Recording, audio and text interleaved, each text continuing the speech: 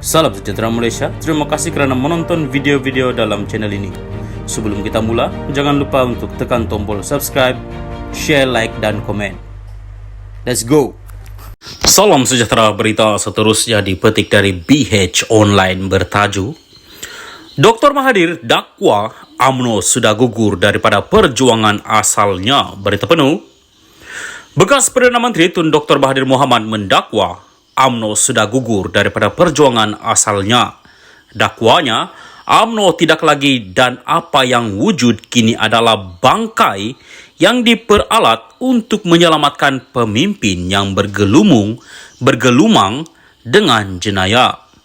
Apakah UMNO sudah diperalat oleh pemimpin yang durjana yang menjadi UMNO alat untuk kepentingan pemimpinnya, katanya dalam satu kenyataan hari ini.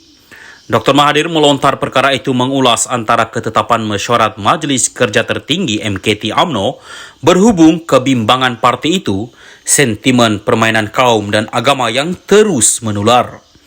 UMNO menggesa kerajaan mengambil tindakan tegas bagi membendung fenomena yang boleh merosakkan keharmonian negara.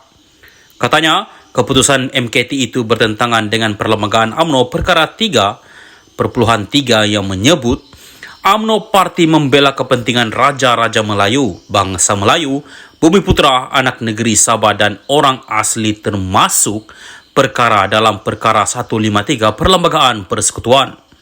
Beliau yang juga bekas Presiden UMNO berkata, sekarang orang Melayu yang rancang melancar proklamasi berkenaan masalah yang dihadapi oleh orang Melayu pun tidak benar.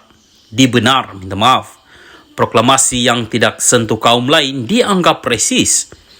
Jika orang Melayu tidak dibenar bincang masalah orang Melayu dan tidak boleh sentuh kaum lain, tidak pun boleh bincang akan ajaran agama Islam, maka akan terhapuslah kebebasan bersuara oleh orang Melayu. Apakah ini perjuangan UMNO? Apakah ini UMNO? Soal beliau. Justru beliau mengajak orang UMNO sedar bahawa UMNO sudah gugur perjuangan Salam asalnya. sejahtera dan salam perpaduan. Berita seterusnya bertajuk bicara kes saman fitnah Zahid terhadap Mahathir pada 6 November. Berita penuh. Saman fitnah timbalan Perdana Menteri Ahmad Zahid Hamidi terhadap bekas Perdana Menteri Dr. Mahathir Mohamad akan dibicarakan selama 4 hari mulai 6 November depan.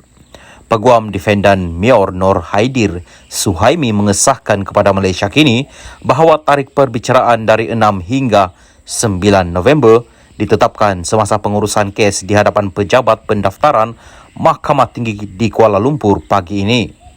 Peguam Intan Hanis Afika Razali mewakili Zahid yang juga Menteri Kemajuan Luar Bandar dan Wilayah. Pada April tahun lepas, Presiden UMNO Zahid memfailkan saman sivil terhadap pengurusi pejuang Mahathir ketika itu berhubung dakwaan bahawa plaintiff telah bertemu defendant untuk cuba memihak kepada Mahathir kerana Zahid menjangkakan dia akan menghadapi pertuduhan jenayah. Bagaimanapun, pertemuan tersebut dilaporkan berlaku sebelum Mahathir memegang jawatan Perdana Menteri pada 2018. Kenyataan Mahathir itu didakwa dibuat semasa sidang media di Putrajaya pada 23 Februari tahun lepas. Dia menjawab soalan jika Zahid pernah bertemu dengannya semasa menjadi Perdana Menteri untuk membincangkan kes mahkamah rasuah yang terakhir.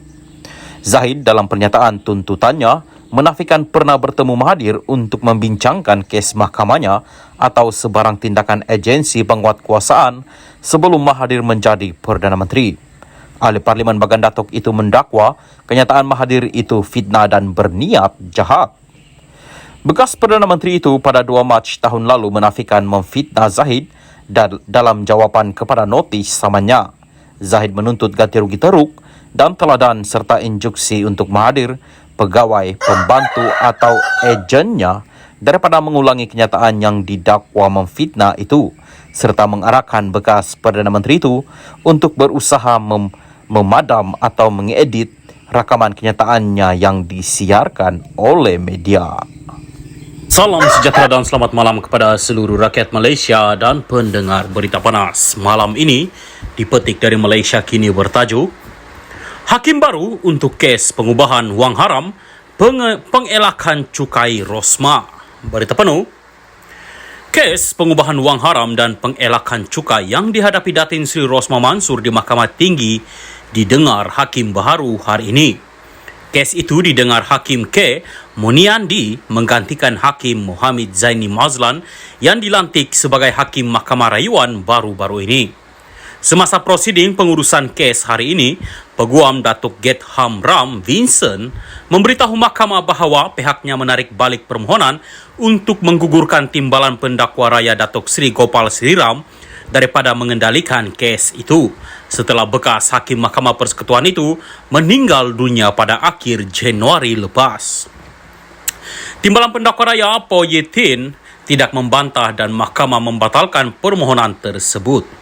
Sebelum ini, mahkamah menetapkan 15 hari bermula 12 Mei ini untuk mendengar perbicaraan kes itu. Mahkamah diberitahu bahawa pihak pendakwaan akan memanggil 15 saksi untuk memberi keterangan dalam perbicaraan kes tersebut.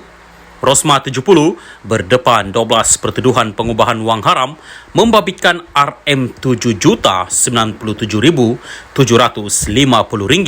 dan 5 pertuduhan gagal mengisytiharkan pendapatannya kepada Lembaga Hasil Dalam Negeri LHDN.